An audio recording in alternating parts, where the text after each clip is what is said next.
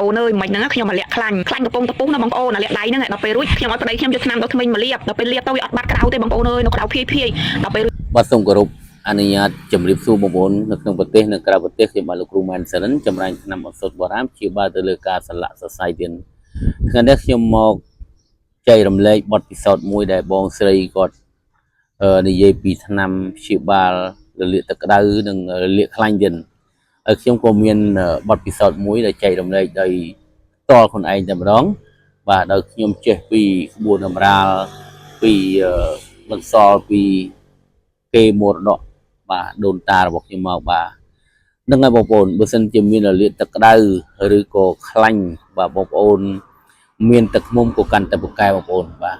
ពួកខ្ញុំជាបទពិសោធន៍ផ្ទាល់កូនខ្ញុំកាលនៅតូចខ្ញុំទៅខាងមួយមាត់បងប្អូនទៅមួយមាត់នោះជិះឡានតូរីគេដឹកធ្ងន់ហើយគេដឹកឈើពីលើបងប្អូនដបូលហើយយើងជិះខាងក្នុងហ្នឹងក៏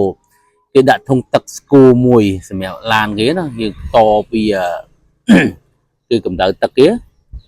បាទស្រាប់តែផ្ទុះបងប្អូនផ្ទុះអាទឹកនោះស្រោចទៅលើខ្លួនក្មេងអាយុប្រហែលជា3ខួបបងប្អូន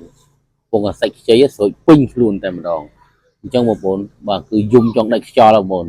ប៉ុន្តែអ្វីដែលការចាត់ស្ដែងគឺខ្ញុំចុះទៅរកអ្នកស្រុកអ្នកភូមិនោះគេមានទឹកឃ្មុំបាទខ្ញុំសួររកទឹកឃ្មុំបងប្អូនអញ្ចឹងយើងគ្រាន់តែយកទឹកឃ្មុំស្រោចទៅលើខ្លួនហ្នឹងកន្លែងក្មេងលលាកហ្នឹងបងប្អូនបាទធានាអត់មានពងអត់មានស្លាកទេបងប្អូនឥឡូវវាអាយុហ្នឹងវាចូលណែ20ឆ្នាំហើយបងប្អូនអញ្ចឹងវាយូរដែរហើយបាទចូល20ឆ្នាំហើយបាទគឺក្មេងហ្នឹងគឺខ្ញុំបាន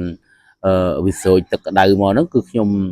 បានយកទឹកឃ្មុំសុទ្ធទឹកឃ្មុំព្រៃបងប្អូនយកស្រោចពីលើជោគតែម្ដងសំបីតែពងបន្តិចមិនពងមកហើយសំបីតែស្លាកបងប្អូនអត់មានស្លាកទេបាទអញ្ចឹងបទពិសោធន៍នេះគឺខ្ញុំបានចេះពីក្បួនតម្រាលបាទតពីគេដូនតារបស់ខ្ញុំមកមានរលាកទឹកក្តៅឬក៏ខ្លាញ់បងប្អូនអាចដកពិសោធន៍បានជាមួយនឹងការខ្ញុំមានប្រគេថាបន្តិចដែរតែថែមបងប្អូនបាទប្រគេថាហ្នឹងគឺសូត្រថាឧមក្រុងសម្រិទ្ធធូសិទ្ធិស្វាហៈបាទយកប្រើក្រុងសម្រិទ្ធបងប្អូនណាបាទសូត្រថាអ្នកមក3ចប់ហើយសូត្រថាឧមក្រុងសម្រិទ្ធធូសិទ្ធិស្វាហៈឧមក្រុងសម្រិទ្ធធូសិទ្ធិស្វាហៈយើងសូត្រផ្លុំពីខាងលើដែលលលាកទៅហើយបងប្អូនមានតែឃ្មុំបងប្អូនចាក់ស្រោចពីលើទៀតទៅបងប្អូនអត់មានពងសំបីតែស្លាកបន្តិចបងប្អូនបាទគឺអត់មានទេបងប្អូនណាបាទអញ្ចឹងប្រគេថានេះនឹងឱសថនេះបងប្អូនអាចកត់សម្គាល់ទុកបានសម្រាប់ការព្យាបាលបងប្អូនមានរលាកទឹកក្តៅឬក៏រលាកខ្លាញ់ទៀតណាបាទហ្នឹងហើយអរគុណច្រើន